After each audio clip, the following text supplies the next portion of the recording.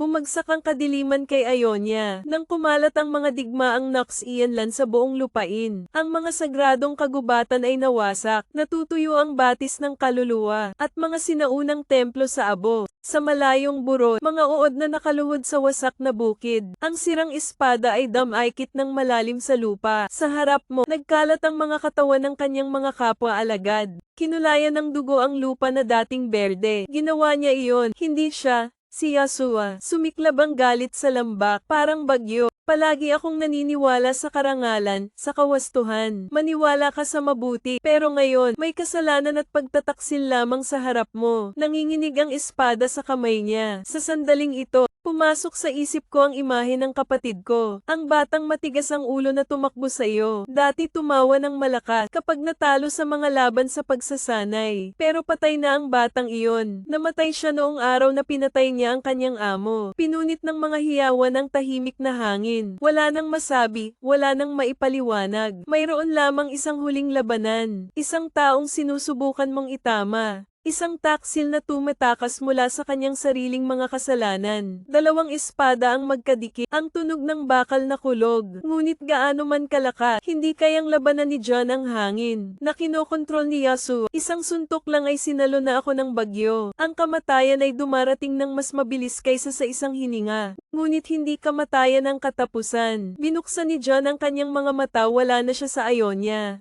Sa harap mo ay isang anino na nakatayo doon. Mataas na malaking distortion na may napakalaking ngiti at pulang dugong espada. Isang halimaw na hindi pa nakita ni John. Pero matagal na itong nasa isip ko. Natalo ka ng 7. Umaalingaw-ngaw ang tawa sa dilim. Hinigpitan ni John ang kamay. Ngunit sa pagkakataong ito ay hindi ko na hinawakan ang aking espada.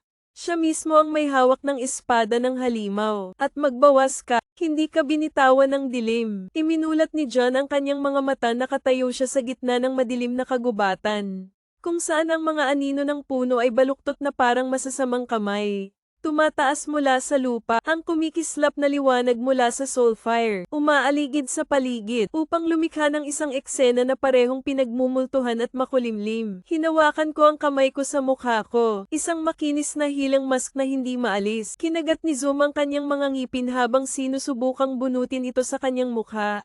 Pero parang isa sa katawan mo, mula sa kaloob-looban, may nararamdaman akong gumagalaw sa loob ko. Isang boses na bumulong sa tenga, mula sa pinakamalalim na antas ng kamalayan. Akala mo sarili mo pa rin. Naging iba ka na, lalaking nakamaskara. Isang halimaw, hindi mo maiiling ang iyong ulo para patahimikin ang boses na iyon.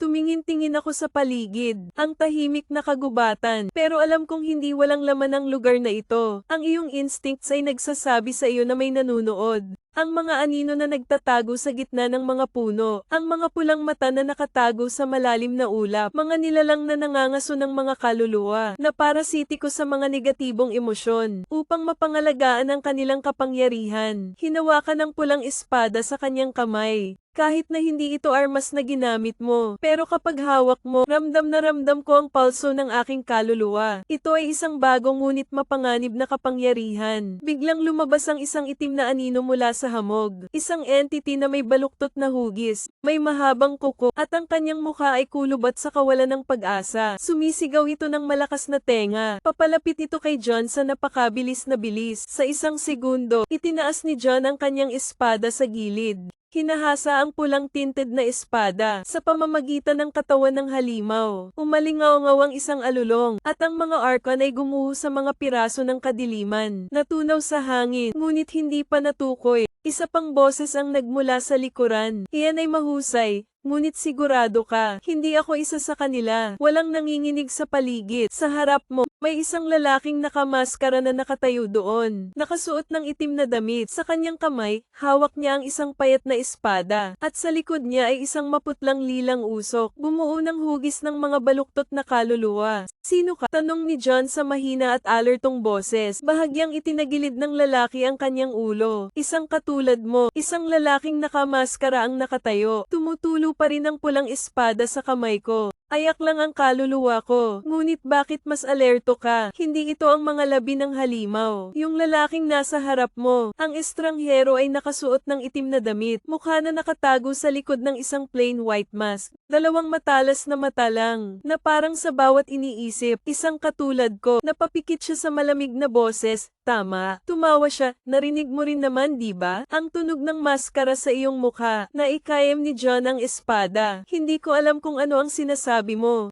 Umiling ang lalaki sa kasinungalingan, ngunit hindi mo maiintindihan sa lalong madaling panahon. Itinaas niya ang kanyang kamay at mula sa maputlang lilang usok sa likuran niya. Isang dilim ng hangin ang tumataas, bumuo ng isang silweta. Anja Trang ay struggling sa kawalan ng pag-asa. Hindi ito sumisigaw o umaatake tulad ng ibang mga demonyo. Nanginginig lang na parang nilalamon mula sa loob. Dang nakasimango, hindi niya pinatay ang Asia. Nahuli niya ito, hindi ka katulad ko. Hininaan ni John ang boses, hindi ka nang huhuli ng ayak para sirain sila. Kinokolekta mo ang 10 sa kanila para sa ilang layunin. Tumawa ng mahina ang estranghero.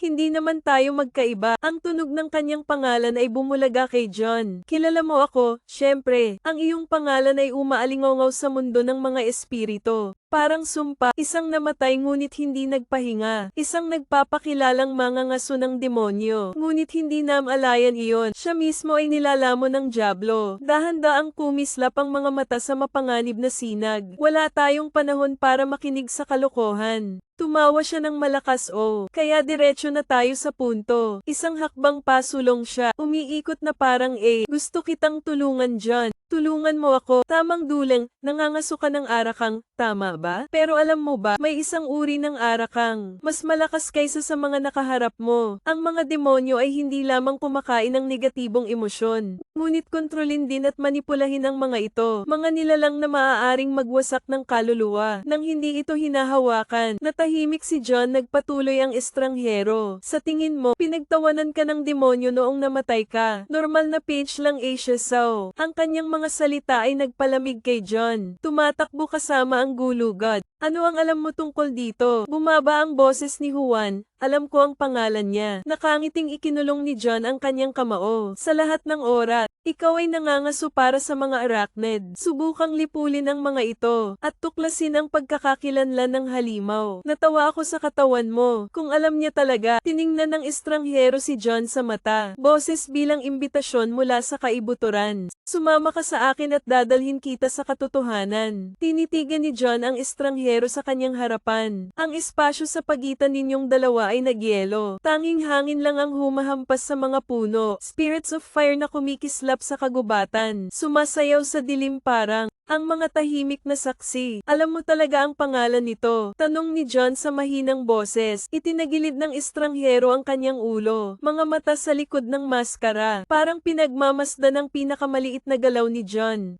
Pero hindi ko ibibigay sa'yo ng libre. Hindi nagulat si John. Hindi siya tanga. Hindi rin mabuting tao. Anong gusto mo? The stranger clasped his hands behind his back. Bumaba ang boses niya.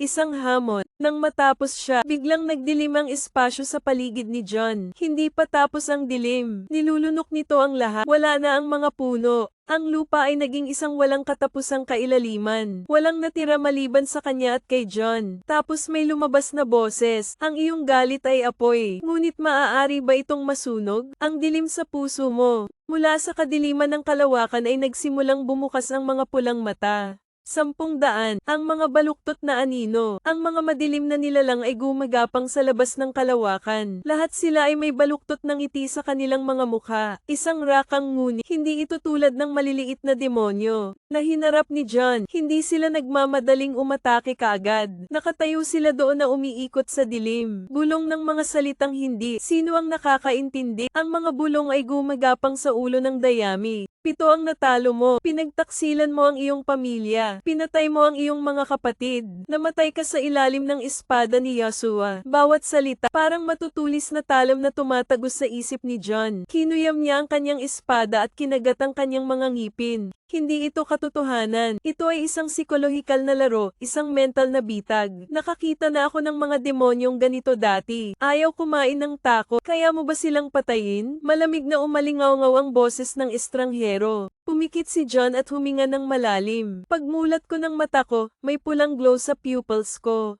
Hindi natin sila kailangang patayin. Sabi mo sa steady voice, kailangan lang nating tandaan kung sino tayo. Hinampas niya ang kanyang espada at pinunit ang gabi. Lumiwanag ang pulang-pula na liwanag mula sa landsword. Nagwawalis sa arakang. Tumili at tumili ang mga nilalang. Ito ay lumiit at naglaho na parang hindi umiral. Sa isang kisap mata, ang kadiliman ay umuurong at ang kagubatan ay bumalik sa dati nitong anyo. Ang estranghero ay nakatayo doon na pinapanood ang lahat. Pumalakpak siya ng malambot ngunit makahulog ang palakpak NDT-0. Sabi niya hindi ka nahulog. Pisil ang espada. Sabihin mo sa akin kung ano ang alam mo tungkol sa Diablo.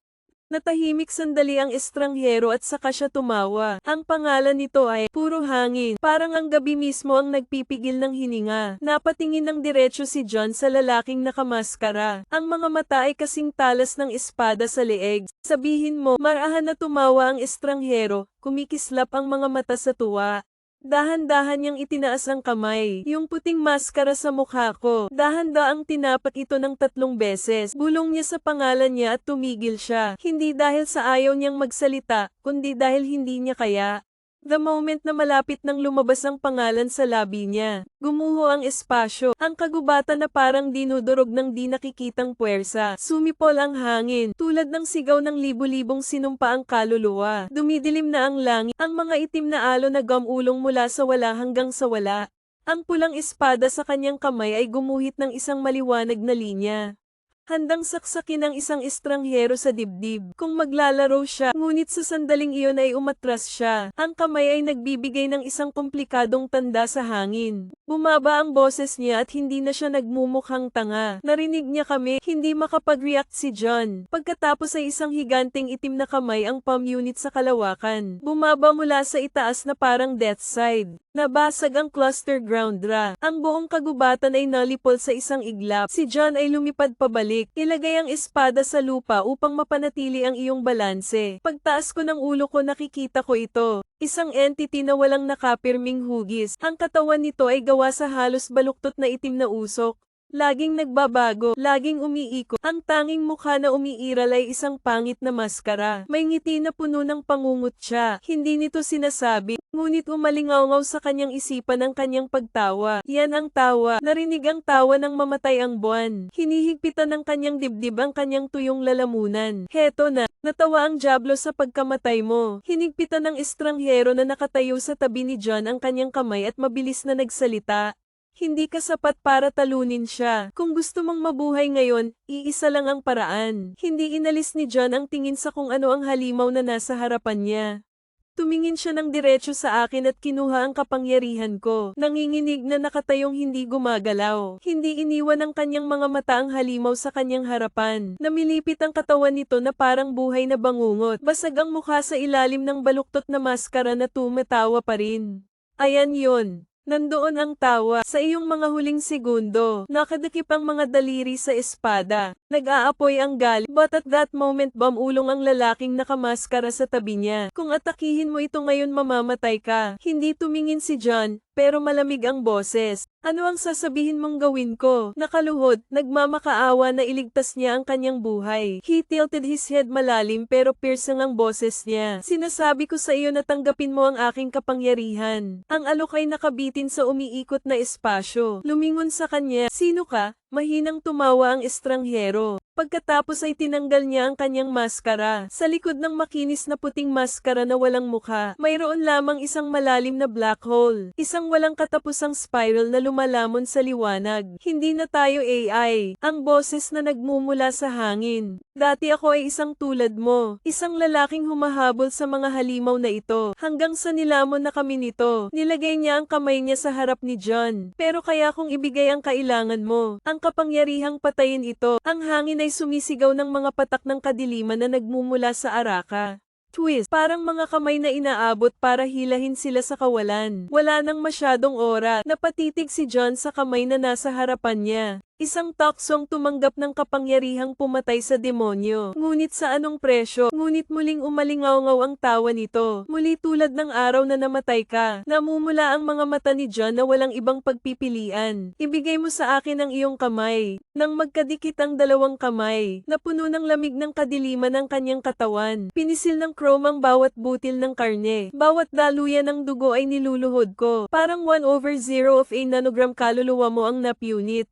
Tapos sa isip ko may boses na bamulong. Mula ngayon, hindi ka na mangangaso. Ikaw ay bahagi ng kadiliman. Patayin ang demonyong iyon at hanapin ako. Bumukas ang mga mata ni John. Nawala ang pulang ilaw. Isang malalim na itim na pupil na lang ang natitira. Sinasalamin ng isang bagyo na malapit ng tumama. Hinawakan niya ang espada at nawala. Nanginginig ang espasyo. Bawat hangin ay umiikot. Parang sumisigaw ang mundo. Si John ay sumugod sa kanyang katawan na bahagyang marumi. Ito ay tulad ng pagsira sa mga tanikala ng katotohanan. Ang pulang espada sa kanyang kamay ay lumipad sa paligid. Lumilikha ito ng spiral ng madilim na hangin. Diretso patungo sa halimaw. Ang tunog ng laslas na naghihiwalay sa langit. Gumuho ang lupa sa ilalim ng dalisay na presyon ng kadiliman. Mga alon sa bagyo. Ngunit hindi nagtatago ang halimaw. Nakatayo ito na parang naghihintay. Nang hawakan na ng talamang baluktot nitong maskara, may nangyari. Buong isang matigas na puwersa ng pagkakulong sa lugar. Nakaramdam ako ng invisible force na humawak sa katawan ko. Hindi ka maaaring ilipat ng 1 pulgada pasulong. Bawat sinulid ng kadiliman mula sa halimaw. Kinukuha nito ang espasyo sa paligid nito. Gawing buhay na kulungan ang lugar na ito. Akala mo kaya mo na akong patayin this time, sabi niya.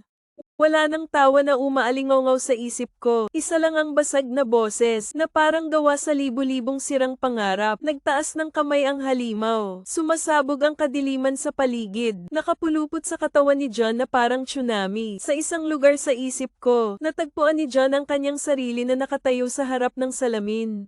Ngunit hindi ikaw ang sumasalamin dito. Siya yon. Siya ang demonyong pumatay sa'yo.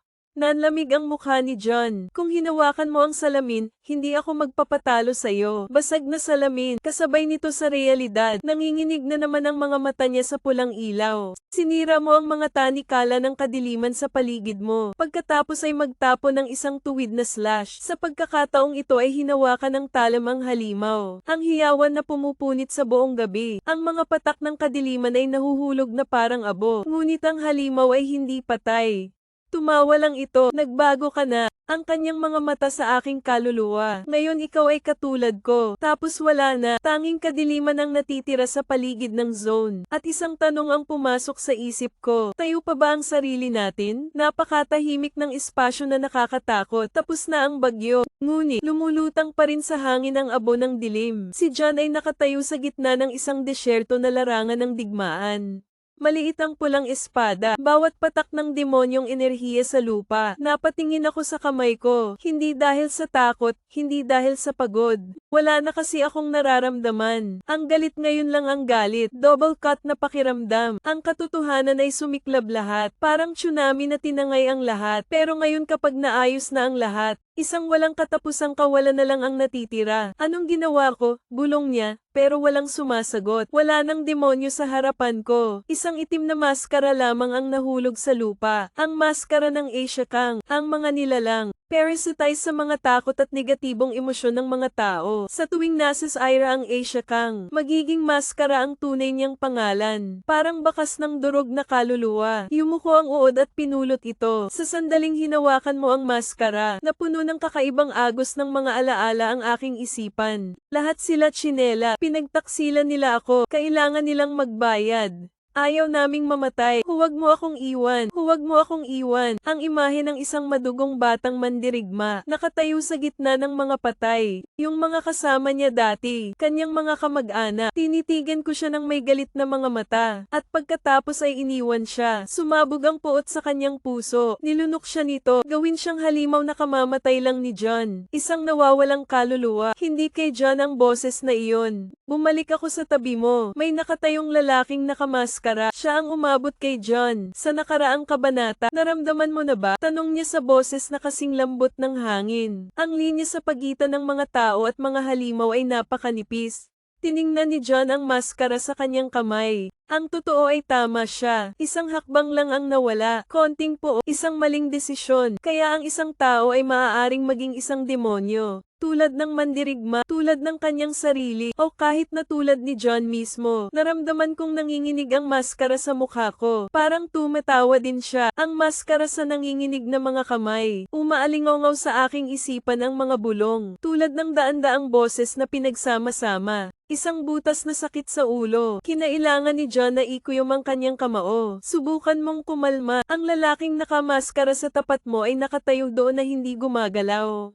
Sa ilalim ng madilim na buwan, wala siyang pinagkaiba sa multo. Punit-punit na dami, mga marka ng espada sa dilim, at isang walang ekspresyong puting maskara. Nagsisimula ka ng umintindi, hindi ba? Muling umalingaw-ngaw ang boses niya. Hindi tumugon si John sa pakiramdam na iyon. Patuloy ang Kia, yung feeling na nakapulot ka ng Asia mask, kapag ang mga kakaibang alaala ay bumabaha sa iyong ulo. Kapag naging bahagi ka nila, hindi tayo katulad nila. May totoong boses si John. Umakyat ng hakbang ang lalaki. Sa sandaling iyon, nararamdaman ito ni John. Isang matalim na agos ng nakamamatay na gas ang nagmula sa kanya. Hindi mo na siya kailangang tingnan, eskrimador siya. Isang taong nasa larangan ng digmaan. Isang lalaking pumatay ng maraming tao. Ikaw pa rin ba ang sarili mo, John? Napahinto ang tanong na iyon ni John. Ikaw pa rin ba ang iyong sarili, John, noong unang panahon? Isang kapatid, isang mandirigma na nagtatanggol sa kanyang sariling bayan. Namatay siya sa ilalim ng espada ni Yasuo. Ano ang natitira ngayon? Isang hunter arcan, isang isinumpang nilalang. Isang multo ng iyong sarili, tumahimik ka. Ayaw nang isipin ni Jun. Nagmamadali ka. Dumiretso ang pulang espada sa lalaking nakamaskara. Sa espada ni John ay tumigil. Yung nakasuot ng maskara hawak ang suntok gamit ang mga kamay. Hindi mga kamay. Kailan niya hinugot ang kanyang espada? Ngunit napakabilis nito kaya hindi ito nakita ni John. Ang dulo ng kanyang espada ay isang buhok na malayo kay John. Masyadong mabagal, mahinahong sabi niya. Inilabas ni John ang kanyang espada at naghagis ng 3 sunod-sunod na laslas. Sa pagkakataong ito ay iniwasan niya silang lahat ngunit hindi siya nag-counterattack. Nakatayo lang siya habang nakatingin kay John. Parang may hinihintay. Isang nakakagulat na galit ang sumiklab kay John. Buong lakas niyang nilaslas ang pinakamalakas na espada. Sa pagkakataong ito ay hindi na siya nakatakas. Nagtaas siya ng kamay. Hayaang maputol ang talam ni John sa kanyang maskara. Jack, naputol ang maskara sa kalahati at nang mahulog ito. Bakas ang mukha niya. Ang maskara ay nabasag sa mga piraso na nahuhulog sa lupa. Bahagyang ipinikit ni John ang kanyang mga mata. Hindi siya estranghero. Ang lalaking nasa harap ni John, parang lumabas sa bangungo, maputlang bala, na parang hindi na ito pag-aari ng mundo ng mga tao. Sinasalamin ng kanyang pulang-pula na mga mata ang malamig na buwan. Isang mahabang peklat na dumadaloy mula sa noo hanggang sa pisngi. Parang hiwa ng nakaraan na hindi naghihilom. Ngunit ano ang nagpatigil kay John? Hindi yung mga marka sa mukha niya. Ito ay pamilyar. Sino ka? Nakangiti ng mahina. Nakalimutan mo na ako, Saozom. Yung boses na yon, parang alaala. Inilibing sa abo ng panahon. Isang boses na dating matigas pero ngayon ay nagdadala ng kadiliman at kalungkutan. Isang boses na kilala ni John. Parang espada sa isip. Ang imahe ng taong iyon ay bumalik sa dati. Isang parallel sword. Mahabang sesyon ng pagsasanay sa ilalim ng paglubog ng araw. Isang pangakong hindi natupad. Naikayam ni John ang espada sa kamay ni Soryu. Hindi makapaniwala si John sa kanyang mga mata. Hindi pwedeng Soryu ang lalaking nasa harap mo. Matalik na kaibigan. Nakipaglaban siya kay John sa hindi mabilang na mga laban. Na laging may dalang malambing ng ngiti. Kahit na puno ng dugo ang kanyang espada. Patay na si Soryu. Matagal nang namatay. Ang taong nasa harap mo ngayon, ang mukha ni Soryu, hindi lang mukha niya, si Soryu. Naaalala mo pa ang pangalan ko. Buti na lang lumakas ang boses niya. Ngunit hindi na ito kasing init ng dati. Ito ay pinaliit ng dilim. Dahil ang isang bagay ay hindi na tao. Ngunit dahan-daang itinaas ni John Soryu ang kanyang espada. Hindi ako sigurado na naaalala mo ang lahat. Nararamdaman ni John ang gas. Agad akong nagmuni-muni. Itinaas ang espada para harangan ang laslas mula kay Soryuken. Shock force mula sa VA touch. Nabasag ang lupa sa ilalim nila. Itinulak ni John ang Soryu ngunit hindi siya kumikibo. Ang kanyang mapupulang mata ay hindi nagdadala ng puot. Ito ang 7 pag-asa. Ikaw ay mahina. Hindi sumagot si John. Tumingin siya ng diretso kay Soryu para hanapin ang sagot. Patay ka. Sinabi ni John na nakita namin ito ng aming mga mata. Tumawa si Soryu at namatay. Oo, yumuko siya. Kinuha ang isang maskara ng ayak mula sa lupa. Ngunit hindi kamatayan ang katapusan, di ba, John? Namatay ka rin minsan. Naiintindihan mo na ikayam ni John ang kanyang espada. Nilamon din ng dilim si Soryu. Siya rin ay naging isang bagay na hindi na tao. O mas delikado pa siya kaysa sa iba. Isang malamig na hangin ang umiihip sa pagitan ng dalawang matandang magkaibigan. Ang puwang ay tila na puno ng isang bangin. Hindi makalusot. Itinutok ni Soryu ang kanyang espada kay John. Tatanungin ko ulit si John. Naaalala mo ba talaga ako? Alalahanin mo ang ating pinagdaanan. O naaalala mo lang ang version ko na gusto mong paniwalaan? Hindi sumagot si John dahil hindi siya sigurado sa sarili niya. Umiihip ang hangin sa pamamagitan ng pagdadala ng lamig ng gabi. Dalawang lalaking nakatayo sa tapat ng isa't isa. Ang espada ay nakaturo ng diretso sa kalaban. Hindi maitatanggi ni John ang katotohanang nasa harapan niya. Buhay pa si Soryu, ngunit hindi na siya ang dating tao. Anong gusto mo? Nagsalita si John sa mahinang boses. Soryu ngiti, pero napakaraming unpredictable sa ngiti na iyon. Gusto kong maalala mo, alalahanin mo ang totoong nangyari. Sa sandaling iyon ay dumating ang sakit, parang di nakikitang espada na tumusok sa isip. Bakas ang mga alaala na hindi na sigurado si John ay totoo. O lumilitaw ang virtual na imahe ng Soryu. Hindi yung taong nasa harap mo ngayon. Ito ang Soryu ng nakaraan. 2 taong magkasamang nakatayo sa ilalim ng puno ng cherry. Noong payapa pa ang mundo. John, balang araw aalis tayo sa lugar na ito. Tayo ang magiging pinakamalakas na eskrimador. Isang pamilyar na boses. Isang pangakong hindi maaalala ni John na nakalimutan. Ngunit ang susunod na larawan ay ang dugo ay apoy. Ito ay isang sigaw sa kawalan ng pag-asa. Ay ang kanyang sariling espada na tinusok sa Soryu. Ay humang dilat na mga mata. Imposible naman. Huminga siya ng malalim at nakakuyom ang kamay niya sa espada niya. Nasaksihan ko ng sarili kong mga mata ang pagkamatay ni Soryu. Ikaw mismo ang pumatay kay Soryu. Ano ang taong nasa harap mo? Nakatingin lang sa kanya si Soryu, kasing talas ng kutsilyo ang mapupulang mata. Naalala mo ba si Ra? Pinatay kita. Bulong ni John sa kanyang boses na hindi makapaniwala. Hindi ang sarili ko. Umiling si Soryu. Hindi mo ako pinatay, John. Pinagtaksilan mo ako. Sa sandaling iyon ay wala akong ibang narinig. Isang nakabaon na katotohanan ay binaligtad lamang. Pero totoo ba talaga? O ito ba ay isang psikolohikal na laro lamang? Naramdaman ni John na bumibigat ang kanyang hininga. Ang mga alaala na akala ko ay nakabaon na. Biglang tumaa. Parang halimaw nakakalabas lang sa mga tanikala nito. Nakita ko ang sarili kong pinapatay si Soryu. Ngunit si Soryu ay nakatayo sa kanyang harapan na may pulang mata. May boses na puno ng panghuhusga. Hindi yan ang totoo, pinagtaksilan kita. Tumingin ng diretso si John kay Soryu sa mahinang boses. Dahan-daang naglakad si Soryu papunta sa akin. Ang espada sa kanyang kamay ay pumutok sa mahinang tunog. Parang may binubulong. Naisip mo na ba, bakit nasira ang alaala mo? Dahan-daang kinuyam ang espada. Nagtataka ako noon. Napakalabo ng pagkamatay ni Soryu noong gabing iyon. Parang nabura ang isang parte ko. Sino ang gumawa niyan? Umaasa si Juan Pito na ang kanyang mga mata ay mas matalas kaysa dati. Mahinang tumawa si Soryu. Malalaman mo sa lalong madaling panahon. Pero bago mo makuha ang sagot, itinaas niya ang kanyang espada hanggang sa itinutok ito kay John. Gusto kong makita kung karapat-dapat kang maalala. Humanda ka, John. Maglalaban tayo. Wala nang salita. Tanging angal lang ng hangin. Ang lamig ng hangin sa pagitan ng dalawang lalaki. Itinutok ni Soryu ang kanyang espada kay John. Hindi nagpatinag ang mapupulang mata niya. Hindi umatras si John. Hindi ko alam kung ano ang totoo, kung ano ang kasinungalingan.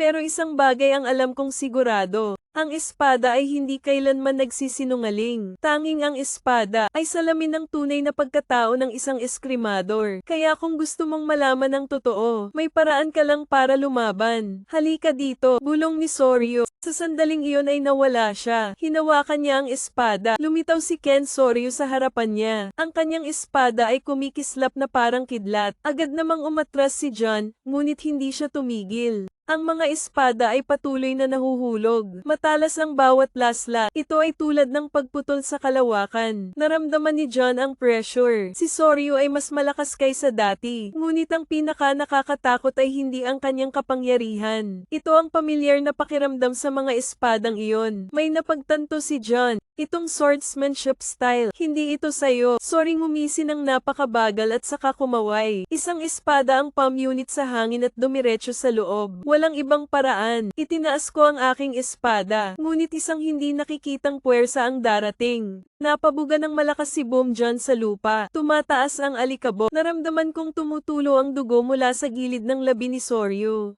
Mula sa hakbang hanggang sa kanyang espada ay mahinang lumipad. Parang humihinga. Nagsisimula ka ng mapagtanto, hindi ba? Nalinlang ka. Kinagat ni John ang kanyang mga ngipin habang sinusubukang tumayo. Hindi ko alam kung sino ang humadlang sa alaala ko. Hindi ko alam kung ano ba talaga ang pinagdaanan ni Soryu. Pero isang bagay ang sigurado ako. Ano man ang katotohanan, malalaman natin sa ating sarili. Naikayam ko ang aking espada. Ang kanyang mga mata ay kumikinang sa malamig na sinag ng liwanag.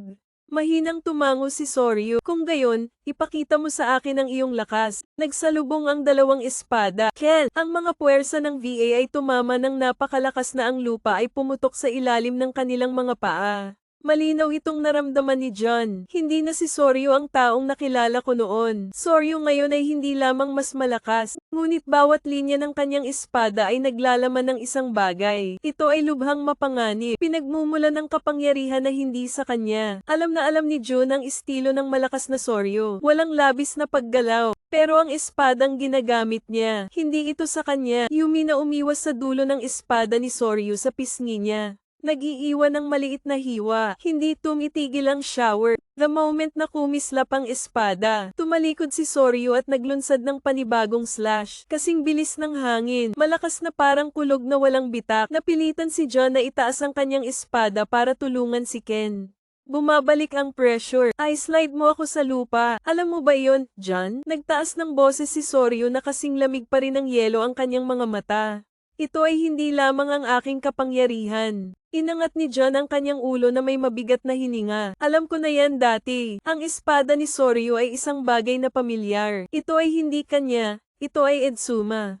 Imposible naman. Bulong ni John na patay na si Edsuma. Ang teknik niya ang pumatay sa kanya. Ang tanging taong nagmana ng estilong ito ay si Yasua. Kaya bakit ginagamit ito ni Soryu? Si Ken na may espadang pumupunit sa hangin ay sumugod upang bumalik sa realidad.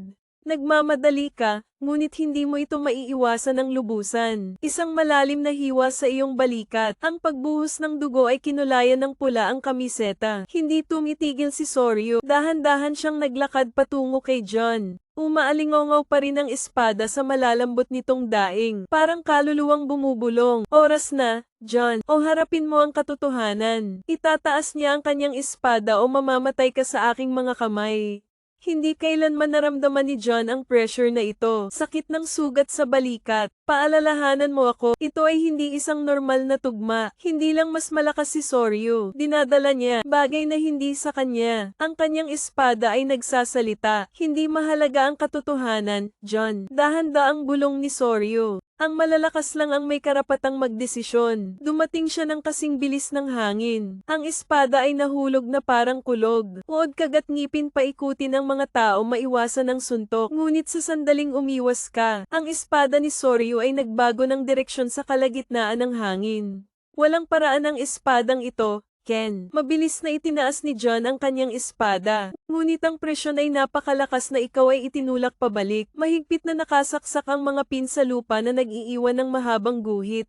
Hindi ito espada ni Soryu. Ito ang espada ni Edsuma. Ngunit hindi iyon ang pinaka nakakatakot na bagay. Ang espada ni Soryu, hindi lang LD Sume style. Bulong nito, nararamdaman ko, may kung ano sa loob ng espadang iyon. Isang kaluluwa 01, isang bagay na mas masahol pa. Isang nilalang na sumisira sa kaluluwa ng Soryu. Sino ang nasa loob mo, Soryu? Huwan pitong naikayam ng kamay ng pag-asa ang espada. Mahinang tumawa si Soryu, pero sa mata niya, may kumislap na luha. Dahan-dahan lang, John. Ang katotohanan ito ay sa akin. Kung gusto mo, itinaas niya ang kanyang espada ang pulang liwanag na sumasalamin sa kanyang mga mata.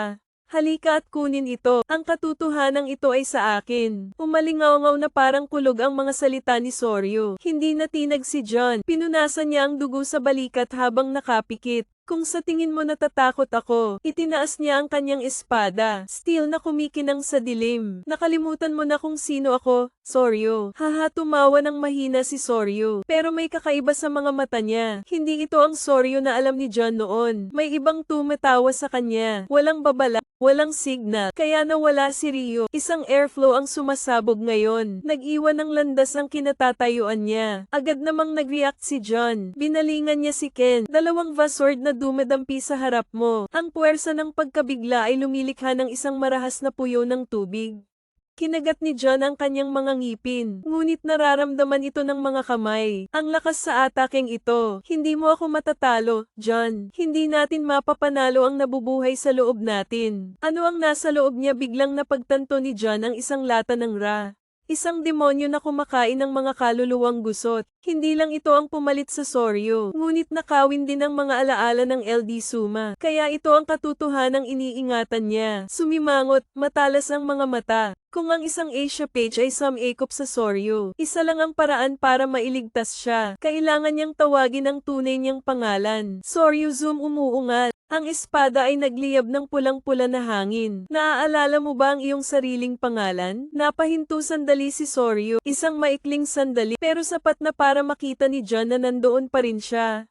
Nakakulong sa sariling katawan, Soryu. Naaalala mo ba ang iyong sariling pangalan? Sa pagkakataong iyon ay kumikislap ang mga mata ni Soryu. Panandalian lang, pero nakita ito ni Jong. Ang tensyon sa isip niya. Part of Soryu ay nahihirapan pa rin, pero hindi madaling bitawan ang nasa kanya. Mahinang tumawa si Soryu, ngunit ang kanyang boses ay hindi na sa kanya. Kalokohan lang ang pangalan. Ang tanging bagay na umiiral ay kapangyarihan. Tumingin ka sa akin, John. Itinaas niya ang kanyang espada. Dahan-daang tinatakpan ng itim na gas ang talam ng bakal. The spooky shapes na panandalian. Sa masamang fog village, ito ang aking bagong katotohanan. Negatibong pressure boom, nanginginig ang lupa, at isang agos ng madilim na hangin ang dumaan sa larangan ng digmaan. Nagtiis si John, pero malinaw kong nararamdaman na may nagbago. Hindi na si Soryu.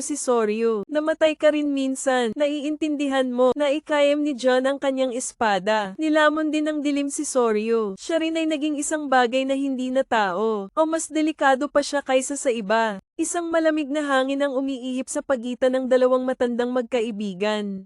Ang puwang ay tila na puno ng isang bangin. Hindi makalusot. Itinutok ni Soryu ang kanyang espada kay John. Tatanungin ko ulit si John. Naaalala mo ba talaga ako? Alalahanin mo ang ating pinagdaanan. O naaalala mo lang ang version ko na gusto mong paniwalaan? Hindi sumagot si John dahil hindi siya sigurado sa sarili niya. Umiihip ang hangin sa pamamagitan ng pagdadala ng lamig ng gabi. Dalawang lalaking nakatayo sa tapat ng isa't isa. Ang espada ay nakaturo ng diretso sa kalaban. Hindi maitatanggi ni John ang katotohanang nasa harapan niya.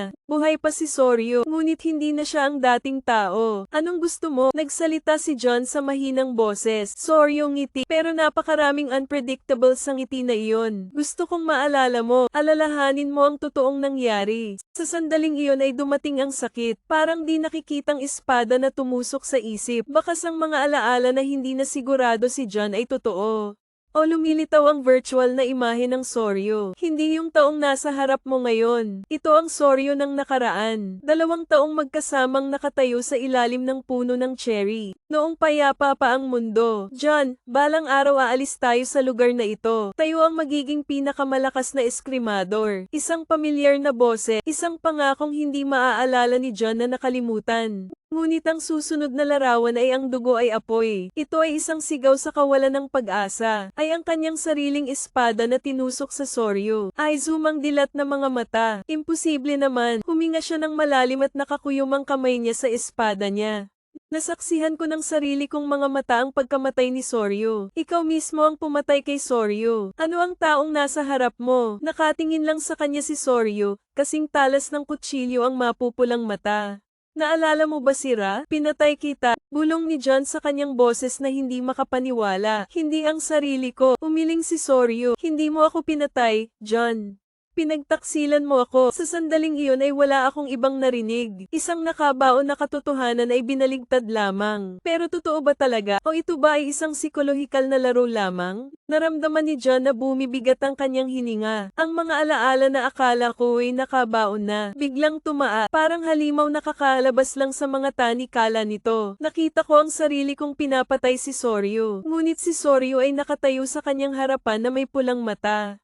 May boses na puno ng panghuhusga. Hindi yan ang totoo, pinagtaksilan kita. Tumingin ng diretso si John kay Soryu sa mahinang boses. Dahan-daang naglakad si Soryu papunta sa akin. Ang espada sa kanyang kamay ay pumutok sa mahinang tunog. Parang may binubulong. Naisip mo na ba, bakit nasira ang alaala mo? Dahan-daang kinuyam ang espada. Nagtataka ako noon. Napakalabo ng pagkamatay ni Soryu noong gabing iyon. Parang nabura ang isang parte ko. Sino ang gumawa niyan? Umaasa si Juan Pito na ang kanyang mga mata ay mas matalas kaysa dati. Mahinang tumawa si Soryu. Malalaman mo sa lalong madaling panahon. Pero bago mo makuha ang sagot, itinaas niya ang kanyang espada hanggang sa itinutok ito kay John. Gusto kong makita kung karapat-dapat kang maalala. Humanda ka, John. Maglalaban tayo. Wala nang salita. Tanging angal lang ng hangin. Ang lamig ng hangin sa pagitan ng dalawang lalaki. Itinutok ni Soryu ang kanyang espada kay John. Hindi nagpatinag ang mapupulang mata niya. Hindi umatras si John. Hindi ko alam kung ano ang totoo, kung ano ang kasinungalingan.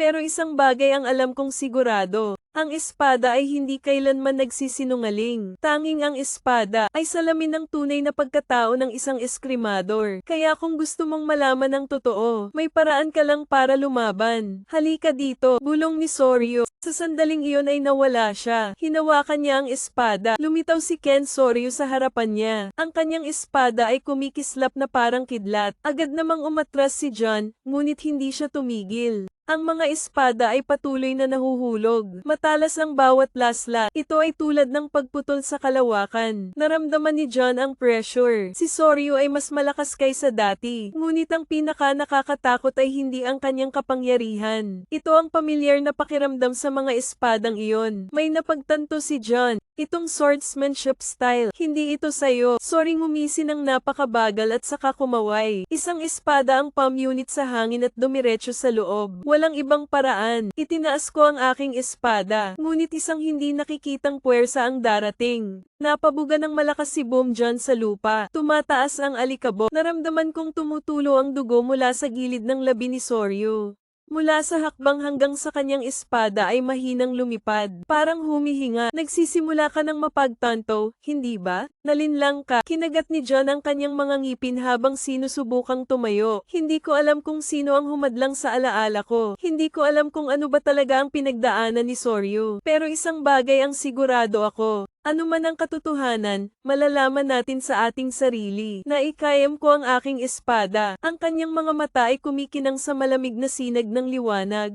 Mahinang tumango si Soryu. Kung gayon, ipakita mo sa akin ang iyong lakas. Nagsalubong ang dalawang espada. Ken, ang mga puwersa ng VA ay tumama ng napakalakas na ang lupa ay pumutok sa ilalim ng kanilang mga paa. Malinaw itong naramdaman ni John. Hindi na si Soryu ang taong nakilala ko noon. Soryu ngayon ay hindi lamang mas malakas, ngunit bawat linya ng kanyang espada ay naglalaman ng isang bagay. Ito ay lubhang mapanganib. Pinagmumulan ng kapangyarihan na hindi sa kanya. Alam na alam ni Jun ang estilo ng malakas na Soryu. Walang labis na paggalaw. Pero ang espadang ginagamit niya, hindi ito sa kanya. Yumi na umiwas sa dulo ng espada ni Soryu sa pisngi niya. Nag-iiwan ng maliit na hiwa. Hindi tumitigil ang shower. The moment na kumislap ang espada, tumalikod si Soryu at naglunsad ng panibagong slash. Kasing bilis ng hangin, malakas na parang kulog na walang bitak. Napilitan si John na itaas ang kanyang espada para tulungan si Ken. Bumabalik ang pressure. I-slide mo ako sa lupa. Alam mo ba yon, John? Nagtaas ng boses si Soryu na kasing lamig pa rin ng yelo ang kanyang mga mata. Ito ay hindi lamang ang aking kapangyarihan. Inangat ni John ang kanyang ulo na may mabigat na hininga. Alam ko na yan dati. Ang espada ni Soryu ay isang bagay na pamilyar. Ito ay hindi kanya. Ito ay Edzuma. Imposible naman, bulong ni John na patay na si Edsuma. Ang teknik niya ang pumatay sa kanya. Ang tanging taong nagmana ng istilong ito ay si Yasuo. Kaya bakit ginagamit ito ni Soryu? Si Ken na may espadang pumupunit sa hangin ay sumugod upang bumalik sa realidad.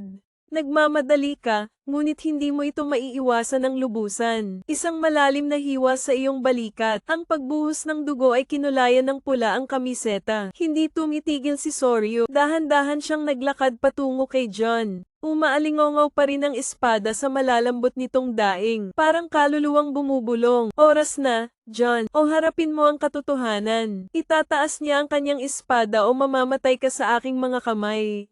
Hindi kailanman naramdaman ni John ang pressure na ito. Sakit ng sugat sa balikat. Paalalahanan mo ako, ito ay hindi isang normal na tugma. Hindi lang mas malakas si Soryu. Dinadala niya, bagay na hindi sa kanya. Ang kanyang espada ay nagsasalita. Hindi mahalaga ang katotohanan, John. Dahan-daang bulong ni Soryu. Ang malalakas lang ang may karapatang magdesisyon. Dumating siya ng kasing bilis ng hangin. Ang espada ay nahulog na parang kulog. Uod kagat ngipin paikutin ng mga tao maiwasan ang suntok. Ngunit sa sandaling umiwas ka, ang espada ni Soryu ay nagbago ng direksyon sa kalagitnaan ng hangin. Walang paraan ang espadang ito, Ken. Mabilis na itinaas ni John ang kanyang espada. Ngunit ang presyon ay napakalakas na ikaw ay itinulak pabalik. Mahigpit na nakasaksak ang mga pin sa lupa na nag-iiwan ng mahabang guhit.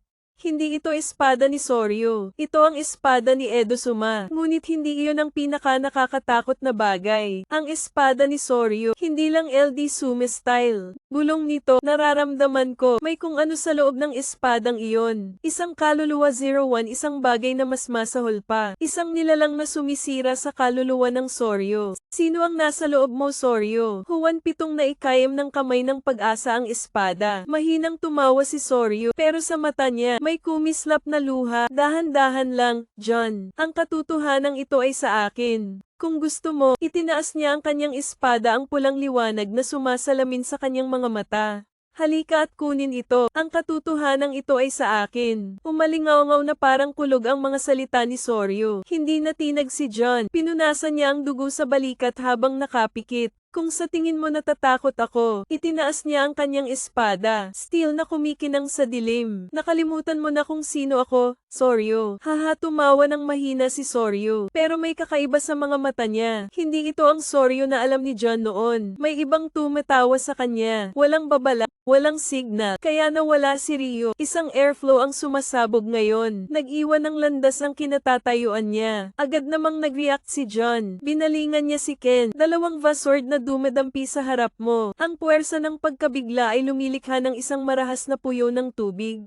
Kinagat ni John ang kanyang mga ngipin, ngunit nararamdaman ito ng mga kamay. Ang lakas sa atakeng ito. Hindi mo ako matatalo, John. Hindi natin mapapanalo ang nabubuhay sa loob natin. Ano ang nasa loob niya? Biglang napagtanto ni John ang isang lata ng Ra.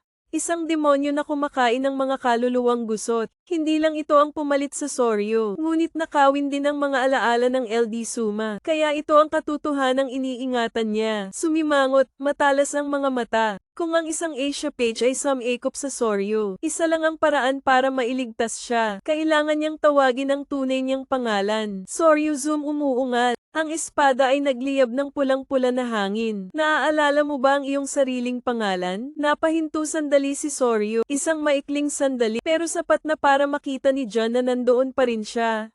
Nakakulong sa sariling katawan, Soryu. Naaalala mo ba ang iyong sariling pangalan? Sa pagkakataong iyon ay kumikislap ang mga mata ni Soryu. Panandalian lang, pero nakita ito ni Jong. Ang tensyon sa isip niya. Part of Soryu ay nahihirapan pa rin, pero hindi madaling bitawan ang nasa kanya. Mahinang tumawa si Soryu, ngunit ang kanyang boses ay hindi na sa kanya. Kalokohan lang ang pangalan. Ang tanging bagay na umiiral ay kapangyarihan. Tumingin ka sa akin, John. Itinaas niya ang kanyang espada. Dahan-daang tinatakpan ng itim na gas ang talam ng bakal. The spooky shapes na panandalian. Sa masamang fog village, ito ang aking bagong katotohanan. Negatibong pressure boom, nanginginig ang lupa, at isang agos ng madilim na hangin ang dumaan sa larangan ng digmaan. Nagtiis si John, pero malinaw kong nararamdaman na may nagbago. Hindi na si Soryu. Nanginginig si Soryu. Ang mga bakas ng ayaan ay hindi pa tuluyang nawala. Umiling siya habang sinusubukang itaas ang boses. Tinatawag kanyang John Nose. Sagot ni John. Isang malalim na boses na parang espadang umaalingaw sa kabibi nito. Parang sarado ang espasyo. Ito ay hindi dahil sa pagkakaroon ng isang entity. Ito ay dahil sa isang bagay na mas nakakatakot. Isang paanyaya mula sa kadiliman mismo. Biglang umihip ang malakas na hangin. Sa mga bulong na umaalingaw sa hangin. Tumawid sa linya at malalaman mo ang katotohanan. Bahagyang yumanig ang lupa sa ilalim ng mga paa ni John. Parang may gumagalaw mula sa kailaliman. Isang gate ang bumubuka. Hawakan ang espada sa iyong kamay. Naiintindihan ko na hindi ito isang bitag. Ito ay isang pagkakataon. Isang pagkakataon upang malaman kung sino ang nagmamanipula nito. Ara kang para maunawaan ang entity na tumawag sa iyong pangalan. Lumapit si Yasuo sa kanyang maingat na tingin. Gusto mo talaga siyang sundan. Bumaba ang tingin niya sa maskara sa mukha niya. Kamakaway pa ito. Tapos tumingin ako sa steady eyes. Wala tayong ibang pagpipilian. Hindi na naghintay. Humakbang si John. At nilalamon ka ng dilim. Binalot ng kadiliman si Juan na parang walang katapusang kalaliman. Para lamunin ka, may liwanag, walang gravity. May nakakasakal lang na pakiramdam. At umaalingaw sa aking isipan ang mga bulong. Pinili mo ang landas na ito. Muling umalingaw ang boses na iyon. Ngunit sa pagkakataong ito ay mas malapit na. Gamitin ang clench ng espada. Naninigas ang katawan kapag nakikilala ang dilim. Walang laman ang paligid. Ang malabong mga hugis na lumilitaw. Lumilitaw ang daan-daan o libo-libong mga deformed na mukha. Walang laman ang mga mata nila pero pinagmamasdan ka. Eirakang ang mga nawawalang kaluluwa. Mga entity na humahabol sa mga negatibong emosyon. Pero hindi ko pa sila nakitang nagkukumpulan ng ganito. Biglang lumitaw ang lupa sa ilalim ng iyong mga paa. Ang nakapalibot na espasyo ay nabago. Mula sa wala hanggang sa isang pamilyar na lugar. Isang kagubatan. Hindi ito isang normal na kagubatan. Paikat-ikot na mga puno ng kahoy. Ang balat na nabubulok ng dilim. Ang matingkad na pulang bulaklak ay nahuhulog. Dahan-daang natutunaw sa sandaling tumama ito sa lupa. At sa harap mo, sa makapal na itim na hamog ay lumitaw ang isang anino. Siya na nagpakita sa dilim, na naglaho na parang ilusyon. Sinong tumawag sa'yo dito? Nakasuot pa siya ng itim na balabal. Ang walang laman na maskara ng kawalang interes. Ngunit sa pagkakataong ito ay nararamdaman ko na ang kapangyarihan. Lumalabas sa kanya, isang bagay na higit pa sa isang prosesyon lamang. Galit na estranghero mababa ngunit umaalingaw. Maligayang pagdating sa maskara, hindi sumagot si John. Nakatitig lang ako sa kanya. Ang kanyang mga kamay ay nasa espada pa rin. Nakatagilid ang ulo niya na parang pinagmamasdan ka. Tapos naglahad siya ng kamay. Hinahabol mo si Arakang. Mabagal ang boses. Ngunit ang bawat salita ay nagdadala ng hindi nakikitang bigat. Ngunit naisip mo na ba kung bakit sila umiiral? Bumukas ang kamay niya, at sa sandaling iyon ay gumalaw ang kadiliman sa paligid ni Juan. Mga sinaunang alaala ng pagkamatay ni LD Suma. Labanan sa Yasuo. Sa sandaling huminga ka, at sa sandaling pinatay mo si Asia. Ninakaw ng unang pahina ang kanyang espada. At ang maskara ay nasa aking mukha. Akala mo hunter ka. Nagbulungan ng mga estranghero ngunit hindi si John. Hindi mo sila hinahabol. Ikaw ay bahagi nila. Napatigil ang mga salita kay John. Ang lamig ay dumadaloy sa gulugod. Pero bago ka mag-react, bumangon ang dilim at dumating siya. Nagsimula na ang laban. Itinaas ni Jong ang kanyang espada. Ang pulang bakal na talam ay kumikinang sa liwanag mula sa daigdig ng mga espiritu. Ngunit kapag ang espada ay pumutol sa kadiliman, hindi ito pumuputol sa laman, nawawala ang mga estranghero. Natutunaw siya sa kawalan na parang hangin. At mula sa likod ay isang laslas ang napunit sa hangin. Oras na para lumingon. Tumawid ng dalawang espada upang suportahan ang pag-atake. Ang lakas ng suntok ay nanginginig ang buong katawan ko. Na maganda ang reaksyon. Mababa at kawili-wili ang boses. Napaatras ang estranghero. Nakatayo sa dilim. Na para bang ito ang kanyang teritoryo. Pero hindi mo pa rin maintindihan. Inabot niya ang isang kamay. At kaagad, nagsisimulang gumalaw ang mga baluktot na hugis sa paligid. Eira ay maaaring mag-grow ng 10 hindi daan-daan. Gumagapang sila palabas ng dilim. Nagunat ang mga halimaw na katawan. Malapad na bibig na may matatalas ng ngipin. Maliwanag ang kanilang mga mata. Hindi dahil sa pagnanasa, kundi dahil sa takot. Napagtanto ni June na agad silang hindi gumagana. Nanginginig sila, at saka ko naintindihan. Hindi sila natatakot kay John. Natatakot sila sa kanya. Tumawa ng mahina ang estranghero na para bang nababasa niya ang nasa isip ni John. Ang Asia Kang ay mga nawawalang nilalang, na humahabol sa mga negatibong emosyon ng tao. Dahan-dahan siyang naglakad, step by step, pero nasa ilalim ng matinding pressure. Ngunit mayroon din silang sariling mga mangangaso. Umikot ang dilim sa likuran niya, upang bumuo ng isang pares ng mga higanting mata. Pula sa gabi, hindi lang Ark ang hinahabol namin. Huminto siya at bumaba ang boses niya. Nilalamon natin sila. Sa sandaling lumabas ang mga salitang iyon. Galit na galit ang kadiliman. Sumisigaw ang prosesyon sa paligid. Hinayla ang kanilang mga katawan patungo sa kanya. Parang mga kaluluwang nakadina. Sinusubukan nilang lumaban ngunit hindi sila makatakas. Nilamon ng dilim ang lahat. Nilamon sila sa isang itim na bagyo. Nakatayo lang si John na nakaramdam ng lamig sa buong katawan. Hindi siya normal na lalaki. Siya ay isang bagay na mas masahol pa sa isang rakang. Nagtaas ng kamay ang estranghero, at bahagyang nabasag ang maskara niya. Tumingin siya ng diretso kay John. Gusto mo bang malaman kung bakit ka pa nabubuhay? Tumibok ang puso ni John. Alam niya ang hinahanap ni John. At ngayon ay nag-alok na siya. Sa isang nakakuyom na pagkuyom ng espada, ang kanyang mga mata ay hindi umalis sa estranghero. Nakatayo siya doon na nababalot ng dilim. Nilamon siya ng mga labi ng Asia. Paikat-ikot pa rin na parang mga kaluluwang nakulong. Ano ang alam mo tungkol sa akin? Tanong ni John sa mahina ngunit alertong boses. The stranger tilts his head na parang hinuhusgahan ka. Natawa siya na patay ka na. Ang mga salita parang espada sa isip ni John. Ikaw ay Yasuo nagpatuloy sa kanyang boses. Walang emosyon. Dapat na wala ka tulad ng iba. Bakit nandito ka pa? Bakit nakadikit sa iyo ang maskarang iyon? Nakataas ang kamay niya. Itinuro ang Arai mask sa aluminum face. Akala mo hinahabol mo sila. Lalong lumakas ang boses niya sa pamamagitan ni John. Nagiging isa ka sa kanila. Huminto si John. Nagsisinungaling siya, diba? Ngunit sa kaibuturan, alam ni John na hindi siya nagkakamali. Simula nang magising, hindi ako iniwan ng maskara. Kahit saglit, sa tuwing kukuha ako ng lata ng Ra, may nararamdaman na naman ako. Gumagapang ito sa loob ko. Bahagi ng kadiliman, bahagi nila. Ang estranghero ay gumagawa ng isang hakbang. Nanginginig ang dilim sa ilalim ng kanyang mga paa. Pero matutulungan kita, sabi niya. Umaalingaw-ngaw ang alok sa kadiliman ng kalawakan. Hindi sumagot si Jong, tinitigan lang siya. Matutulungan kitang kontrolin ang kadiliman sa loob mo. Nagpatuloy ang estranghero. Makakatulong sa iyo. Intindihin ang hindi mo namamalayan. Ang kanyang mga mata ay mas malamig kaysa dati. Ang katotohanan tungkol sa iyong pagkamatay. Sinakal ang puso ni John. Alam niyang may alam siya na hindi mo alam. Ngunit, mapagkakatiwalaan ba siya ng taong kayang lamunin si Asia Kang? Isang mas nakakatakot na nilalang. Ang mga demonyo ang hinahabol ni John. Napatingin ulit ako sa kanya. Ang walang buhay na maskara. Isang mahinahong boses na hindi kasinungalingan. Nanginginig ang Arka nang tumayo sa harapan niya.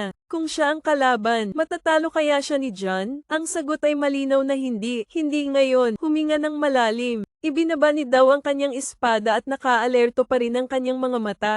Sabihin mo sa akin kung bakit kapito. Dinilaan ng estranghero ang kanyang mga labi. Isang maputlang ngiti ang sumilay sa kanyang mukha. Well, marami tayong pag-uusapan. Zoom. Dumating ang estranghero. Ang dilim sa ilalim ng aking mga paa. Para siyang sama-sama sa paligid. Inabot niya ang kanyang kamay. Isang itim na hangin sa palad. Gusto mo ba talagang malaman? Tanong niya sa mahinang boses. Parang bulong ng gabi. Hindi sumagot si John. Bagkus ay naikayam niya ang espada sa kanyang kamay.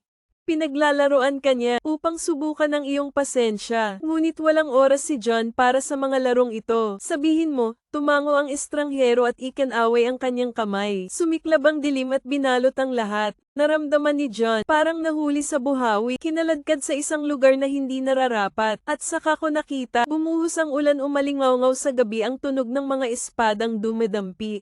Sa harap ni Yasuo ay nakatayo ang dagwang espada, mabigat na paghinga, at si John ay nasa lupa. Pero hindi lang Yasuo, isang anino ng ibang tao na nakatayo sa likod ni Yasuo. Isang lalaking nakaitim na coat, mukha na nakatago sa pamamagitan ng isang pangit na maskara. Bumaba ang tingin niya sa katawan ni John at itinaas ang kamay. Nakita ni John ang kanyang sarili na patay na, ngunit pagkatapos ay hinawakan niya ang iyong katawan. At sa sandaling iyon, isang tipak ng itim na usok dumulas sa iyong katawan, parang ahas na nakabalot sa kanyang biktima. Nagising si John at nakita niyang muling binuksan ang kanyang mga mata. Ngunit sa pagkakataong ito, ang ayak mask ay naayos sa iyong mukha. Wala na ang dilim. Napaatras si John, mga kamay sa maskara na palagi mong isinusuot sa iyong mukha. Hindi ka bumalik mula sa mga patay. Hinayla ka pabalik. Nariyan ang AI o isang bagay na nagbigay buhay sa iyo. Ang estranghero ay nakatayo doon na mahinahong nakatingin sa akin. Naiintindihan mo na ba ngayon? Hindi sumagot si John. Isang nagbabagang galit ang sumiklab sa aking puso. Sino ang gumawa nito sa iyo? Sino ang nagpabalik sa iyo? Para sampain ka sa ganitong forma. Naikayam niya ang kanyang espada at tumingin ng diretso sa estranghero. Alam mo kung sino siya, isang mahinang ngiti sa labi ng estranghero. Alam kong nakatalikod siya. Ang tanong ay, malakas ka ba para harapin ang katotohanan? Malakas na hangin ang umiihip. Sundin ang mga pulang dahon na kamakaway sa gabi. Tumayo si John. Umiikot pa rin ang isip ko pagkatapos ng nakita ko. Isang lalaking nagtatago ng mukha. Isang maruming kamay na humila sa akin pabalik mula sa mga patay. Hindi ka nabigyan ng pangalawang pagkakataon. Ikaw ay manipulahin. Naikayam ng kanyang kamay ang dulo ng kanyang espada. Ang pakiramdam ng galit ay tumataas na parang tsunami. Ngunit alam kong hindi ngayon ang oras para mawala ng kontrol. Nandoon pa rin ang estranghero. Tinalikuran niya si John na parang may hinihintay. Sabihin mo, Juan, sa mahinang boses, at sino siya? Tumawa ang estranghero, isang tawa na kasing lamig ng yelo. Hindi mahalaga ang kanyang pangalan. Ibinaling niya ang kanyang mga mata sa isang maliwanag na pulang ilaw. Ang mahalaga ay, handa ka na bang harapin siya o hindi? Isang jet ng itim na hangin ang tumataas mula sa kanyang katawan. Malawak na parang bagyo ng kadiliman. Umaalingaw-ngaw ang mga bulong sa kalawakan. Bawat tunog ay parang mga nawawalang kaluluwa na sumisigaw. Patunayan mo, John. Itinaas niya ang kanyang pulang dugong espada. Patunayan na ikaw ay sapat na malakas upang ituloy ang katotohanan. Nabasag ang espasyo na parang basag na salamin. At sa isang kisap mata ay sumugod ang estranghero. Paglalaro ng espada, uod ng reflector, agad na iniindayog ang espada para saluhin ang suntok. Ang VA ay tumama ng napakalakas na ang lupa sa ilalim ng kanyang mga paa ay pumutok. Ngunit hindi tumigil ang Kia. Nawala siya sa ulap ng itim na usok. Nasa likod lang siya ni John. Bumaba ang espada. Patak. Isang suntok ang palm unit sa hangin. Ngunit umatras si John. Siya ay hindi makatwirang mabilis. Walang paggalaw, walang pag-aalinlangan. Ang lahat ng kanyang mga pag-atake ay naglalayong sa mga kapintasan ni John. Parang inaway ka niya, daan-daang beses bago. Kinagat ni John ang kanyang mga ngipin. Hindi ka lang niya gustong subukan.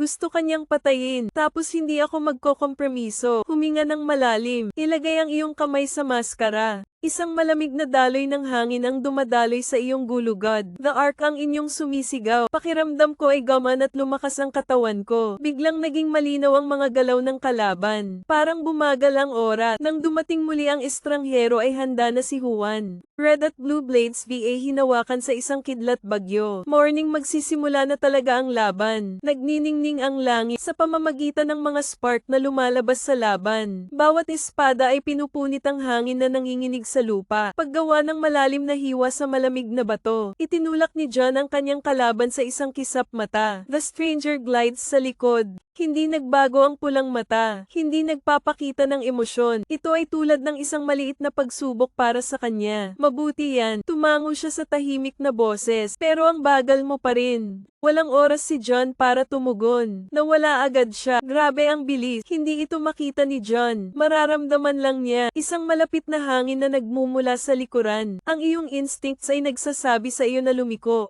Paalang na slash sword, espada ng kalaban, isang hairline lang mula sa leeg mo. Ngunit ito ay tumigil sa oras. Mabilis talaga. Kinagat ni John ang kanyang mga ngipin. I-slide ang iyong mga paa pabalik upang iunat ang distansya. Ang estranghero ay hindi lamang nakatayo doon. Ang kanyang mga kamay ay nasa espada pa rin. Isang nakamamatay na katahimikan ng bomb alat sa espasyo. As if naghihintay siya ng move from John. Naiintindihan ni John na hindi ito isang labanan sa kapangyarihan. Ito ay isang digmaan sa pagitan ng mga espada. Napapikit ako saglit, hayaang umihip ang hangin sa iyong buhok. Espada sa gabay na kamay. Nang imulat ko ang aking mga mata, muling nagbago ang aking kalooban. This time ikaw ang una. Nawala si John sa kanyang orihinal na posisyon. Sa isang tibok ng puso, lumapit ka sa estranghero. Ang espada ay umindayog na parang kidlat. Ang itim na anino ay lumipad ng makitid. Hindi tumigil si John. Tumalikod siya at inihagis ang pangalawang slash, ang ikatlo at ikaapat. Lahat ng paraan, lahat ng espada ay nagdadala ng malamig na hangin ng isang mandirigma. Wala nang pag-aalinlangan, mahinang sumimangot ang estranghero, kaya pa niyang umiwa. Pero this time hindi na siya kasing galing ng dati. Nakita ko ito at napangiti ako. Walang babala, inilagay ko ang lahat ng aking lakas sa isang huling suntok. Ang espada ay pumuputol sa kalawakan. Sinasabayan ng marahas na aypoypo. Mga estranghero na nakasuot ng espada. Ngunit ang pagpindot na ito ay hindi tulad ng huling pagkakataon. Isang malaking pressure ang bumuhos sa kanyang mga kamay. Pilitin siyang umatras ng ilang hakbang. Sa unang pagkakataon sa isang laban, nawalan siya ng balanse. Sinamantala ni John ang pagkakataon. Nagmamadali ka, itinutok ng espada ang tanging puwang na inihayag ng kalaban. Ngunit ikaw ay nakulong. Lumakas ang boses ng estranghero. Bago palang sumabog ang isang jet ng itim na gas mula sa kanya. Ang tunog ay itinapon, malayo sa iyong katawan va malakas sa lupa, gumawa ng malalim na dent, matindi ang sakit, pero sinusubukan ko pa ring bumangon. Pagtingin ko, nakita ko ang stranger na nakatayo doon. Hindi ito kumikibo, pero this time may kakaiba na. Nagbago ang kanyang espada, ang madilim na pulang talam ay nagbigay ng demonyong aura. Para itong buhay at uhaw sa dugo, diretsyo niya itong binuhat patungo kay John. Tingnan natin kung hanggang kailan ka makakaligtas. Nagiging mabigat ang hangin hanggang sa masikip. Ang maitim na pulang espada sa batang kamay ng estranghero. Parang umuungol, nanginginig na parang hayop na nakakadena ng sobrang tagal. At malapit ng mapalaya, hindi naglakas loob na kumurap si John. Ramdam na ramdam ko ang abnormalidad. Isang daloy ng hangin. Hindi ito katulad ng anumang Alaska. Nakaharap ko na ito dati. Ito ay hindi lamang isang malakas na kaaway. Ito ay isang pagsubok ng tadhana. Itinutok ng estranghero ang kanyang espada kay John. Nararamdaman mo ba ito? Tanong niya. Mga boses na parang umaalingaw mula sa malayong dimensyon. Hindi sumagot si John. Kinuyam lang niya ang kanyang espada. Hindi mo kailangang malaman kung sino ang nasa harap mo. Bakit kanya gustong ipaglaban? Ang alam ko lang kung mabibigo ako mamamatay ako, at hindi ako pwedeng mamatay. Huwag ngayon. Isang jet ng itim na hangin ang umagos mula sa pulang espada. Nakahagis kay John na parang malakas na hangin. Hinampas ko ang espada ko para tumigil. Ngunit sa sandaling dumampi ang iyong espada, isang kakaibang puwersa ang agad na kumukuha sa kanyang kapangyarihan. May sumusubok na lamunin ka. Natamba ang boses ni John. Gamulong-gulong ka sa hangin. Bago lumapag sa isang tuhod, mabigat na paghinga. Ngunit hindi ka bibigyan ng mga estranghero ng oras upang makabawi. Nagpakita siya sa harap ni John. Ang talam ay umindayog pababa na parang kulog. Kinagat ni John ang kanyang mga ngipin. Lagyan ng kaunting puwersa ang iyong binti at tumalon pabalik. Makitid na iniiwasan. Ngunit sa sandaling mapunta ka, lumilitaw ang isang hindi nakikitang hiwa sa iyong kamiseta. May lumabas na malamig na pawis sa noo ko. Iniwasan na niya ang suntok ngunit inatake pa rin siya. Tumawa ang estranghero. Hindi mo pa rin maintindihan kung bakit. Ang espada ko, ito ay hindi lamang limitado sa pisikal na pag-atake. Itinaas niya ang kanyang espada at itinuro si John. Ang talam na ito ay hindi lamang pumuputol ng laman. Pinutol nito ang kaluluwa. Kinilig si John sa kaluluwa. Kung gayon, kahit na maaari mong iwasan, maaari kanyang saktan sa ibang paraan. Pagkatapos ay ibinulong ko ang aking mga mata ng mas matalas kaysa dati. Kung gayon hindi natin kailangang magmadali. Mukhang nag-freeze ang space sa isang sandali at pagkatapos ay ang dalawang anino ay bumagsak sa isa't isa sa hindi kapani-pani walang bilis. Umalingaw-ngaw na parang kulog ang tunog ng mga espadang dumedampi. Ang berdeng espada ni John laban sa pulang espada ng estranghero. Sa tuwing nag-aaway, nag-iiwan ng malalalim na bitak sa lupa. Hindi na lang defensive si John. Nagsimula kang umatake. Samantalahin ang iyong bili. Patuloy kang nagbabago ng posisyon. Gumawa ng serye ng mga maling silhouette para linlangin ang kalaban. Hindi naloloko ang mga estranghero. Umikot siya. Ang pulang talam ay pumuputol sa isang silweta. At kaagad, naramdaman ni John ang matinding kirot sa kanyang dibdib. Hindi niya kailangang tumingin. Naramdaman niya ang totoong posisyon ni John. Sa pamamagitan lamang ng gas, bumaba ang dugo mula sa sulok ng bibig ni Juan. Nagpunas siya at ngumiti. Malakas ka. Pinaikit ng estranghero ang kanyang mga mata, ngunit ikaw din. Ibaba ang iyong hininga at patatagin ito. Kung ang kanyang espada ay maaaring tumama sa kaluluwa, hindi ko na siya hahayaang magkaroon ulit ng pagkakataong iyon. Napapikit ako ng tahimik, marahan ang ihip ng hangin. Dala ang tunog ng pulang dahon ng maple, bumagsak sa lupa, at nang imulat ni Juan ang kanyang mga mata, nagbago na naman ang buong mood ko. Nagtaas ng kilay ang estranghero, ano ito? Hindi sumagot si John. Mas mabilis ka lang pumasok kaysa dati. Sa sandaling bumagsak si John sa kalawakan na parang isang pagkawasak. Ang iyong anino ay kumikinang na parang isang ilusyon. Napakabilis na ang mata ay hindi makasabay sa kuko. Mga estranghero na nakasuot ng mga espada ng katutubo. Ngunit ang kanyang espada ay tumatama lamang sa hangin. May malakas na hangin sa likod niya. Lumitaw doon si John. Blade swinging down 01 fucking ingay. Mabilis na tugon na estranghero ay naging stopper na si Ken. Dalawang blades magkasama, lumilikha ng shockwave, lumilipad ang mga bato sa paligid. Pero sa pagkakataong ito ay hindi na siya agad nakalaban. Dahil sa sandaling harangan mo ang suntok, naramdaman niya ang malamig na agos ng hangin na dumadaloy sa kanyang gulugod. Hindi lang tumagos sa katawan ng suntok ni John. Pinutol nito ang kanyang kaluluwa. Huminto ang estranghero, sakit sa dibdib, parang may binubunot sa katawan. Kinagat niya ang kanyang mga ngipin. Ngunit sa sandaling iyon ay nawala muli si John. Isa pang espada ang nakadikit mula sa kaliwa. Pagkatapos ay isa mula sa kanan at isa mula sa likod. Si John ay nasa lahat ng dako. Sinusubukan ng mga estranghero na abutin. Ngunit sa tuwing dumadampi ang espada ni John, pakiramdam niya ay inaalis ang kanyang kapangyarihan. Unti-unti, goddamn it, nagngangalit siya, namumula ang mata sa galit. May kailangan siyang gawin kaagad. Isang haligi ng itim na gas ang sumabog mula sa kanyang katawan. Itulak ang boltahe palayo, tinakpan ng alikabok ang buong larangan ng digmaan. Gamulong-gulong sa himpapawid at lupa, bahagyang nakayuko ang mga tuhod. May nararamdaman ako, isang pagbabago sa daloy ng hangin ng kalaban. Hindi na ito tao. Mula sa alikabok, ang kanyang mapupulang mata ay kumikislap na parang mga ilaw ng impyerno NDT-0. Mas malakas pa sa malamig ang boses niya. Pero hindi lang ikaw ang makakaputol nito. Ang espiritu ng alikabok ay natutunaw upang ipakita ang hitsura ng estranghero. Ang kanyang balabal ay punit-punit upang ipakita ang isang katawan na puno ng malademonyong ukit. Parang may something. Matagal na itong nasa kaluluwa niya. Nanginginig ang pulang espada sa kamay niya. Naglalabas ng mga malagim na helanghing na ito. Pisil ang espada. Alam kong kasisimula pa lang ng laban na ito. Tumayo si Jong. Ang iyong mga mata ay sumasalamin sa kalaban. Ay unti-unting nagbabago. Binalot siya ng itim na hangin. Sila ay parang mga kaluluwang namimilipit sa sakit. Hindi ka na tao. Malalim ang boses niya pero puno ng katiyakan.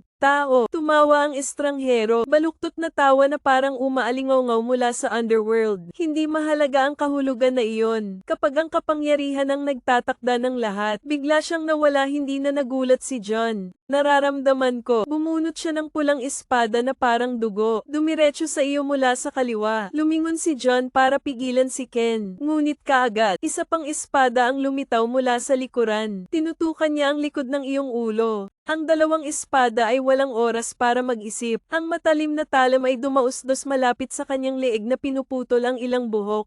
Mabilis talaga, ngunit hindi sa oras upang kontrahin ang pag-atake ay lumitaw ang isa pang anino. Hindi lang isang kalaban. Out of the darkness, iba pang entity ang umuusbong. Pangit na silweta, mga mata na kumikinang, mga kaluluwang napiunit ngunit may hawak pa ring mga espada. Hindi siya lumalaban mag-isa. Siya ay nagdadala ng hukbo ng mga kaluluwa. Dead Network zoom back, mabilis tingnan. Ang mga nilalang na ito ay hugis mandirigma. Ngunit ang kanilang mga kaluluwa ay ikinulong ng estranghero. Hindi sila rakang. Sila ay mga taong nabuhay. Isa na itong puppet. Tumawa ang estranghero. Nakikita mo ba? Ito ang kapalaran ng mahihina. Hindi nila kayang hawakan ang kapangyarihan sa kanilang sarili. Kaya binigyan ko sila ng isa pang pagkakataon. Maging bahagi ko. Tumingin ito sa kanya at pinalambot ang boses. Hindi mo sila binigyan ng pagkakataon. Ninakaw mo ang kanilang mga kaluluwa. Isang malamig na hangin ang umiihip, at pagkatapos ay magsisimula ang tunay na labanan. Bumulusok sa gitna ng gabing puno ng mga kaluluwa. Ang talam ng espada ay kumikinang na parang buwan sa kailaliman. Bawat espada ay gumuhit ng mahahabang guhit ng liwanag sa kalangitan. Parang sayaw sa underworld. Kayong lahat, matulog ng maayos. Ang iyong espada ay hindi lamang tumatama sa katawan. Pinapalaya nito ang kaluluwa mula sa mga tanikala nito. Ang mga bingkong nilalang ay naglalaho, nag-iiwan ng mahinang puting usok. Ang mga kaluluwa ay sa wakas ay malaya. Ngunit ang estranghero ay hindi kumikibo. Lumapit siya na may pulang mata sa dilim. Maaari mong ilabas ang mga ito ng maraming beses hanggat gusto mo.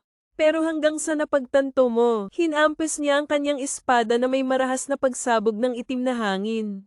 Isa ka ring kaluluwa, siya ay nakakulong sa kanyang sarili. Aking takot, nilamon ng dilim si John, at sa gabi ay may nakakatakot na tawa. Binalot ng dilim si John, kasing lamig ng daan-daang di nakikitang mga kamay na nakakapit. Sinusubukang i-drag ka sa ibaba, isa ka ring kaluluwa, nakulong sa sarili niyang takot. Umalingaw-ngaw pa rin sa aking isipan ang mga salita ng estranghero. May halong nakakakilabot na tawa, mula sa kalaliman ng gabi. Pamilyar ang tawa na iyon, hindi ang kaaway sa harap mo, hindi sa anumang ayakang na nakaharap ko. Ang demonyo ang nilamon ka. Noong gabing namatay ka, ng demonyong suot mo sa mukha mo. Bahagyang nanginig ang maskara, na puno ng mabigat na pakiramdam nila ng katawan ni John. Umiikot ang isip ko na parang gumuguho ang realidad. Bumabalik ang mga dating alaala. May nakita akong picture ni Yasua, ang nayo na dati mong pinrotektahan. Mga araw ng pagsasanay sa espada. Yung mga panahong pilit mong pinipigilan ang kawalang ingat ng kapatid mo.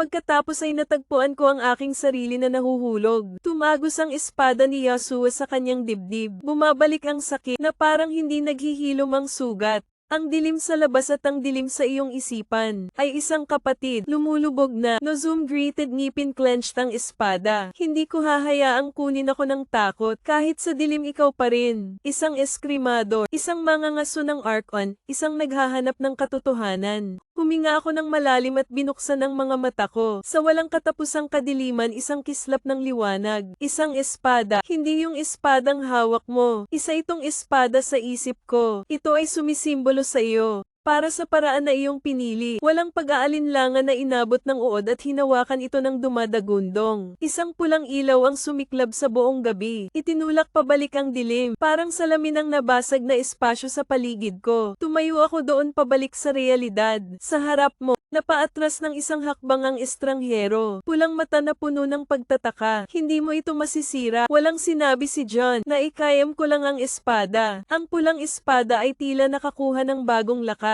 Hindi ko hahayaang lamunin ako ng dilim sa pagkakataong ito. This time ako na ang tatapusin ng lahat. Nagmamadaling pumasok si John. Ang espada ay gumuhit ng pulang linya sa kalawakan. Mga estranghero na nakasuot ng mga swinging sword. Ngunit sa sandaling dumampi ang kanyang espada kay John. Isang marahas na pagkabigla na umusbong na tunog. Napaatras ang dalawa. Sa magkabilang gilid ay pumutok ang lupa sa ilalim ng kanilang mga paa. Nagsisigawan ang mga espiritong nakakadena. Hindi tayo maaaring makialam sa labanang ito. Ito ay hindi lamang isang paghaharap sa pagitan ng dalawang eskrimador. Ang labanan ang nagpasya sa sariling kapalaran ni John. The stranger gritted his teeth, kumislap ang mga mata niya sa kabaliwan. Akala mo kaya mong ipaglaban ang kapalaran mo? Ikinakaway niya ang kanyang mga kamay ng kadiliman sa paligid. Bumuo ng daan-daang itim na talam tulad ng tinta, lumulutang sa hangin. Ikaw ay isinumpa, simula nang pinatay mo ang unang demonyo. Hayaan mong patunayan ko sa iyo. Walang sino man ang makakatakas sa kanilang sariling kalikasan. Ang mga blades ay darating. Hindi umatras si John, na ikayam ko ang aking espada. Bahagyang lumipad ang maskara sa mukha. Gusto kitang atali muli sa dilim. Pero this time hindi na ako natatakot. Hindi ka pepe ng tadhana. Ikaw mismo ang gagawa nito. Ukit ang iyong sariling landas. Kamakaway ako na parang hangin. Ang espada sa kamay ay tumatagos sa bawat talam ng kadiliman. Nagkalat ang mga putol na piraso ng espada. Hindi ko mapipigilan ang iyong pag-unlad. Sa isang segundo ay lumapit sa iyo si John. Maaari mo akong isumpa. Maaaring magbigkis sa atin sa madugong kapalarang ito. Ngunit hinding-hindi ako luluhod sa harap nito. Hinampas ko ang aking espada. Isang laslas na pumupunit sa espasyo sa pamamagitan ng estranghero. Iminulat niya ang kanyang mga mata sa hindi makapaniwala. Nagsimulang maglaho ang dilim sa paligid niya. Unti-unting napalaya ang mga nakakulong na kaluluwa. Hindi. Imposible, may sinusubukan siyang sabihin, ngunit ang kanyang katawan ay napunit sa dalawa sa pamamagitan ng isang nakamamatay na suntok ng espada. Isang hiyawan ng puot na umaalingaw sa kalawakan. Tapos nawala siya. Bumaba ang nagniningas na espada ni John. Bumaon ang lahat sa katahimikan. Huminga ako ng malalim pero hindi ako nahulog. Sa unang pagkakataon sa maraming taon, malaya na talaga ako, ngunit hindi pa tapos ang paglalakbay. Dahil may pangalan na hindi ko alam. Ang pangalan ng demonyong tumawa noong gabing namatay ako. At hindi ako titigil hanggat hindi ko nalalaman ang totoo. Ang malamig na hangin ay dumaan sa nasirang larangan ng digmaan. Amoy alikabok at dugo. Ang uod ay nakatayo sa gitna ng mga guho, ang talam ay pula pa rin. Ang tunog ng labanan, wala na ang kalaban, ngunit sa kaibuturan ng aking puso, alam kong hindi pa ito ang katapusan. Bahagyang nanginig ang maskara sa kanyang mukha, parang hayop na bumubulong sa tenga mo. Isa pa, umalingaw sa isip ko ang pamilyar na tawa na iyon. Akala mo napalaya mo na ang sarili mo. Naliligaw ka lang, John. Kumunat ang noo niya at hinawakan ang hilt ng espada niya. Iyan ang boses na humila sa iyo sa kalsadang ito. Tumawa ang dyablo sa gabi. Nahulog siya sa ilalim ng espada ni Yahshua. Ipinikit ko ang aking mga mata at tumuon sa espiritual na enerhiya.